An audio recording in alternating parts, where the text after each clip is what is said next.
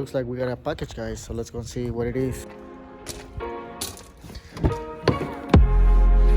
Excuse the mess. I'm doing some modifications with my map light. It came with a radio that was pretty good. It was a touchscreen. I'm gonna be posting pictures somewhere on the screen. The only reason I get rid of that radio is because it only had access for one camera. I need something, since I'm gonna be doing some off-road, something for double camera and a couple other things. So I got a pretty good deal online, and let me unbox this thing.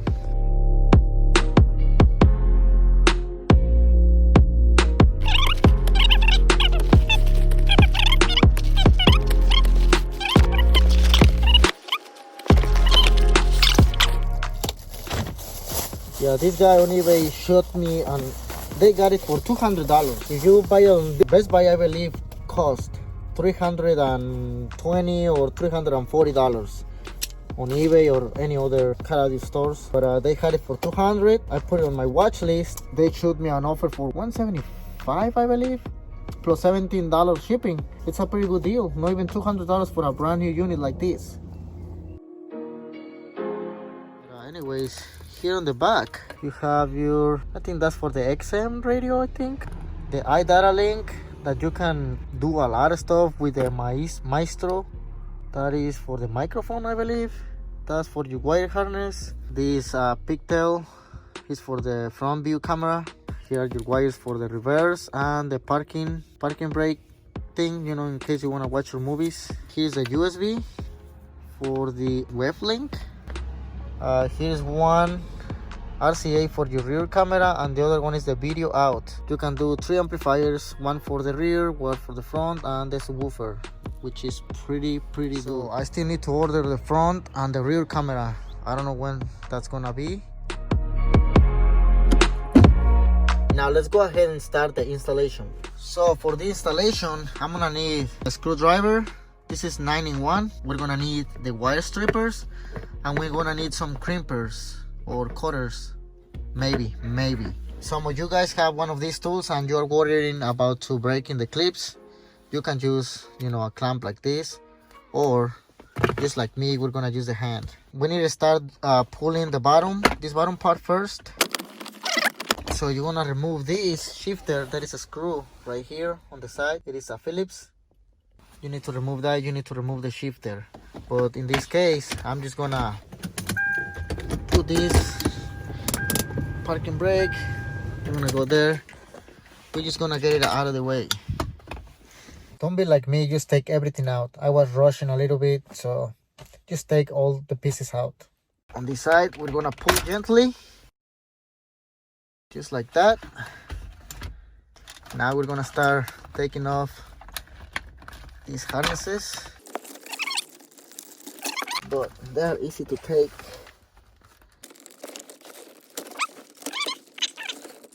There we go. We need to remove these other cigarette lighter plugs, and now you have this whole trim loose without breaking it. The previous owner broke these vents right here, but they still work. He installed some CB radio right here, and he makes some cutting right there. But anyways, this is out of the way now. So this is the harness for the radio. Here are your antennas. I believe there are 2 of them.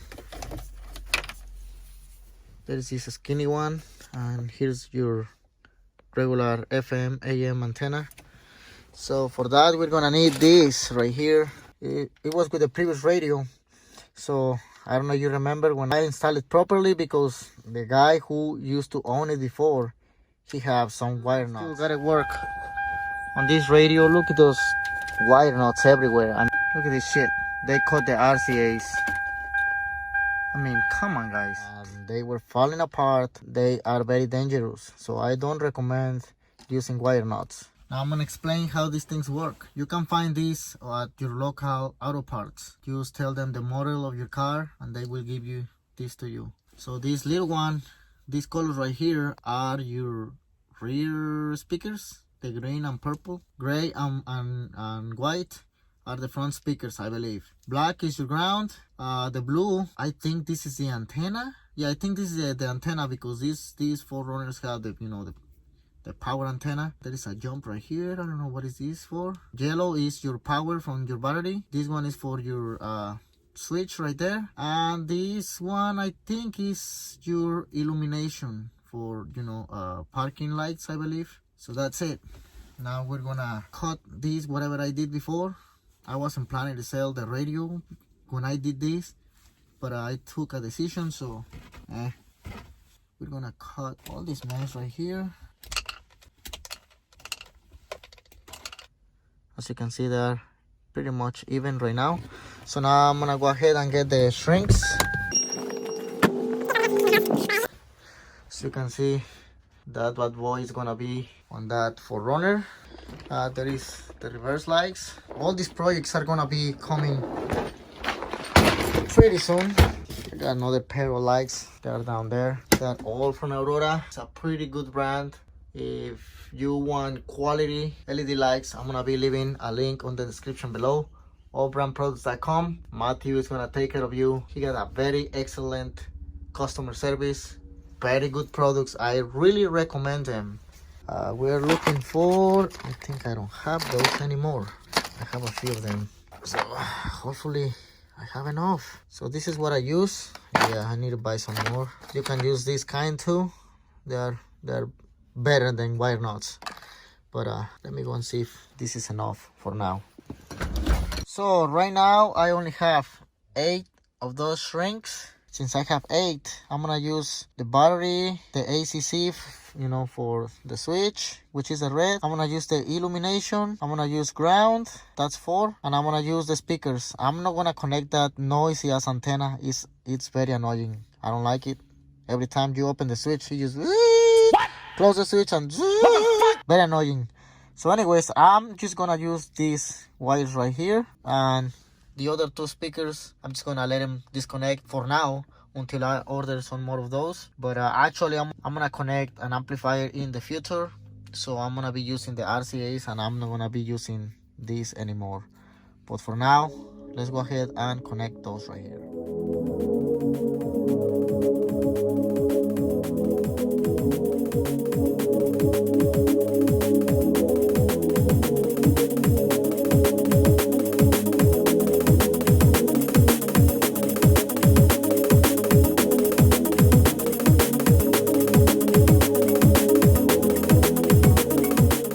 This is the wire harness for the radio. Gray and white are my front speakers.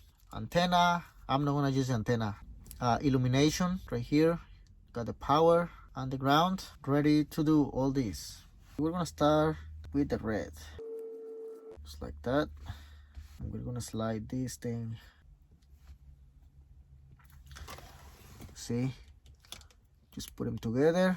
There is a piece to weld in between the wires, so you want to make sure to put that in the middle, and then you can have a torch, or in this case I'm gonna use a lighter. We're gonna hit right on the middle first, and that's it. This is how it looks like. This thing is not gonna go nowhere, and it's so clean. So we're gonna do the same with the other wires.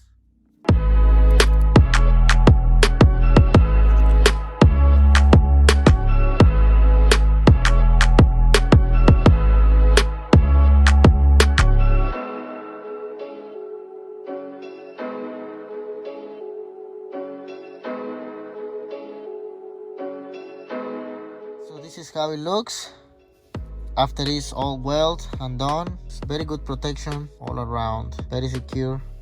That's what we want. We don't want to short, we don't want to damage anything else. So for now, this is all good. I didn't have enough money to buy Tesa tape. It's very good. It looks like factory. Back in the day they used to use that, but now all they use is insulation. But anyways, this is secure enough to do an installation. So we're gonna connect this right here. Everything is plug and play. I'm gonna put this just in case for now. I'm gonna be ordering more of this pretty soon, and I'm gonna wire this. So I don't know if I'm gonna put down the video maybe I'm gonna do it, but I'm not gonna post this video until everything is done. The next thing we're gonna be doing is oh yeah, so I'm not sure if these are from the factory radio, because none of these came with this radio. So I believe you need to remove this from the factory radio or buy it separately. I'm not sure about that. So we're gonna slide this out and we're gonna use this. As you can see, each of them has L and R, left and right. We're gonna be looking how these things, how they used to go. I think, try to figure it out how these go. As you can see, these plates match the holes on the radio. I believe this is the way to go, right there. The radio is giving us a demo of what it's capable to do. So now we're gonna slide the radio in there. It's hard to record. All the holes matches. I need to find the screws. The radio is in place, guys. It's so freaking nice. I'm very happy. It's time to remove this plastic.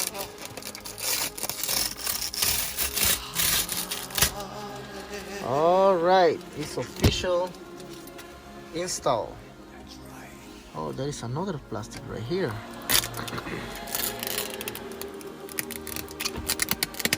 Oh, let's make sure if it has audio right now. So we're gonna power this thing.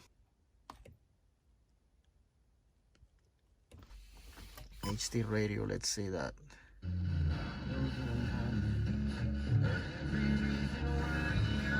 When I was dating and single, you do one thing that irritates audio. me. Peace. Let me put everything together and then I'm gonna be playing with this. As you can see, I have everything back in place, but I forgot to put the microphone. You big dummy. So I'm gonna have to take all this out to install this microphone. Anyways, it's no big deal. And let's go and start.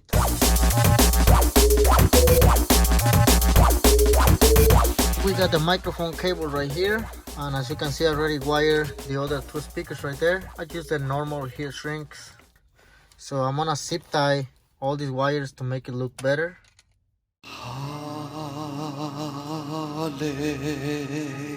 Alright, one more thing. I wasn't planning to hook up this parking sensor wire or whatever it's called, and I'm just gonna ground this anywhere here on the dash, so you know we can play the movies. I really don't play movies, but I'm just gonna hook this thing up just in case, you know. The reverse wire, I'm just gonna do it whenever the cameras arrive. Alright, we're just gonna push this thing in. It's back in there. It's been 2 weeks since I installed the radio. It's working good, but every aftermarket radio takes a long time to start up. As you can see, keys on. It just takes like 10 to 14 seconds to start on. Most of the aftermarket double D in radio takes forever. This, I mean, it's very annoying. It just shut the video to connect to the Bluetooth. One complaint about this radio right here, the sound is very bad. I don't like it. It makes the speakers sound like shit. These are factory speakers anyways, but I have a amplifier just laying around on my house that I'm gonna install on this truck temporarily. I was planning to buy everything new, but I mean, I can have this hook up to those speakers. It just sounds like shit. Okay guys, excuse the mess. This is the amplifier that I'm gonna be hooking up probably under the seat. And as you can see, it's a Croosfire. It's a very good brand. This one right here is a OldSchool. And for power, I'm gonna be using some 8-gauge wire that I have laying around here. This one is a 4-channel amplifier, 100 watts by 4. So it makes it, you know, 400-watt amplifier. So I guess this 8-gauge wire, full copper, should be good enough to fit this amplifier. I have some copper terminals here because I don't like sticking the wire on those old school terminals right there. It requires to do a grinding here on the sides. That one is already done. I'm gonna be showing you. As you can see, I already did some grinding compared to the original one right there. So I'm gonna be doing the same thing on this one right here. So this is the one I just grind. This is the one I did before. This one looks more smooth than this one, but it should be okay. It goes straight in there, no problem. I'm gonna have to order some more of these. I can't remember if I have some more. I do have 3 more, so I'm gonna be doing the same thing for the speaker terminal. Have this extra wire just laying around there. Work is being pretty slow to be buying new stuff, but like I said, this is gonna be just temporary. I think it should be okay. See on the camera, it's not gonna go nowhere. I'm gonna use some shrinks to protect this copper and the wire.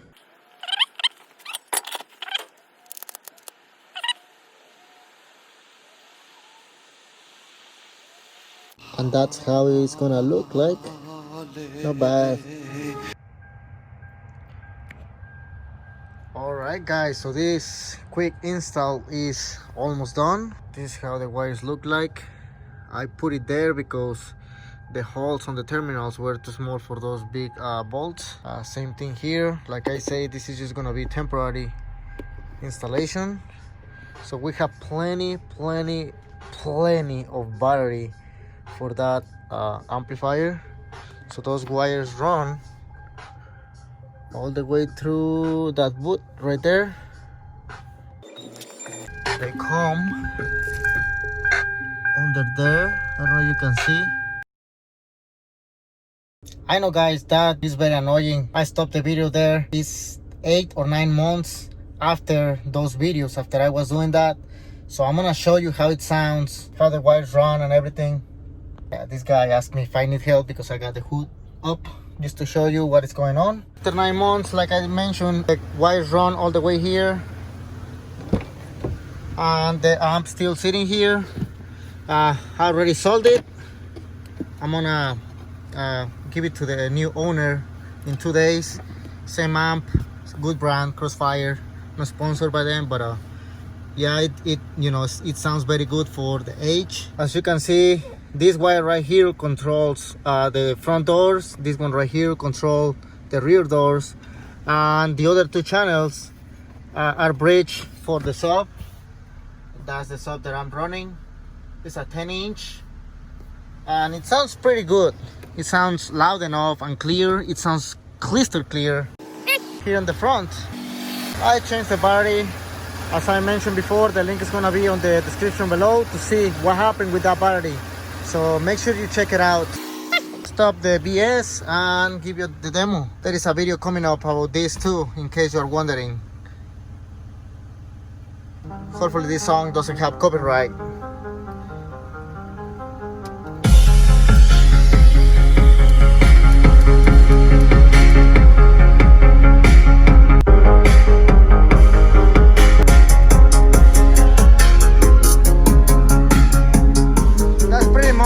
All the volume.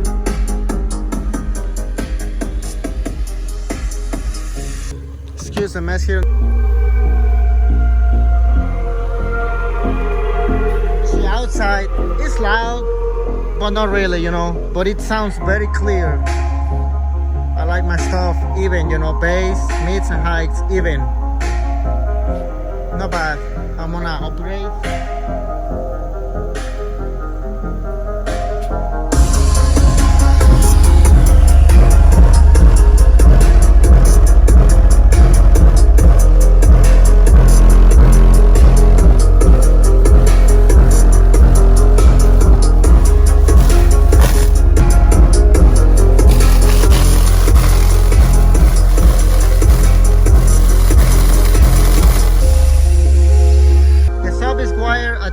It's a 4 ohm sub, dual voice coil. So positive and positive, negative and negative up together into one wire. So yeah, the amp is giving it around 200 or so watts, and in the front I'm running probably 100 on both doors and 100 on the rear, something close to that.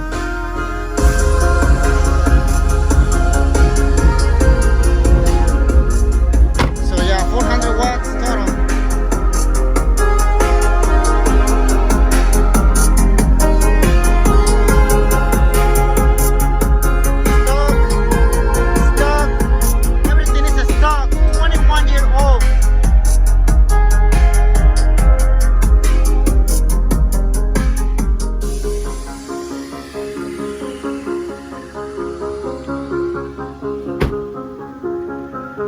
You have it, guys. 21-year-old speakers on the doors and tweeters.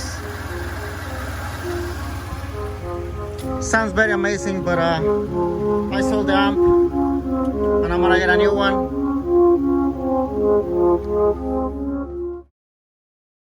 I would like to say yes and no. This specific model right here is good. It works good. It has a lot of settings, probably like the top of the line model. The only thing I don't like is it's kind of laggy. Press the home button, it takes a second or two to change page. Same here. You see, it does the same on the Bluetooth. Every time you play a song, when you skip it, it takes a second or two to skip the song. It's annoying, so I use the USB. It works a little bit better. It has a lot of audio settings, as I mentioned. I used to spend probably 4 to 5 hours to set up every single little thing right here. It has a lot of settings, which is good. The reason I select this is because it counts with the front camera and rear camera real quick. You can do that on the fly. Pretty good for off-roading. The off position, I got it on 0. When I turn it off, the screen goes back to the normal position. As soon as you open the switch, this is another complaint. It just takes forever to start on. I've been doing a lot of research, and most of the aftermarket head units take this long. You see, start playing, but still you can do nothing on the screen.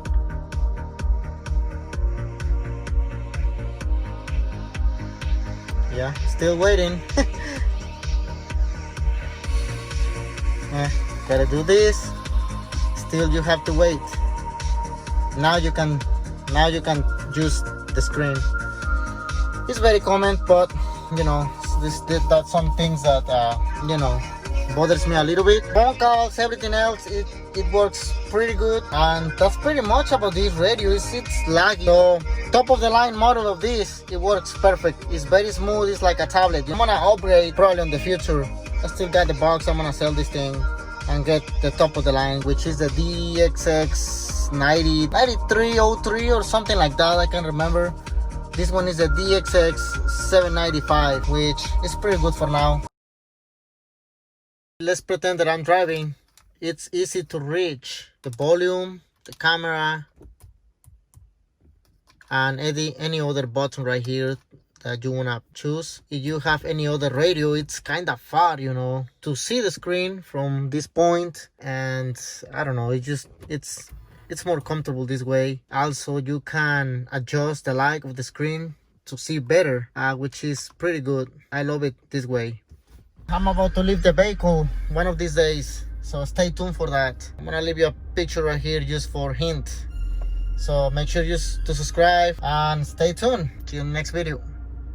Give it a thumbs up and click the bell button. Alright guys, she wanted to say that.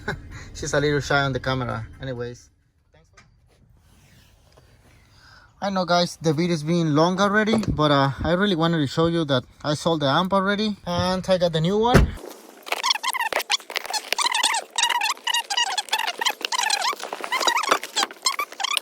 $583, comes with everything, and look at how small it is compared to the other one.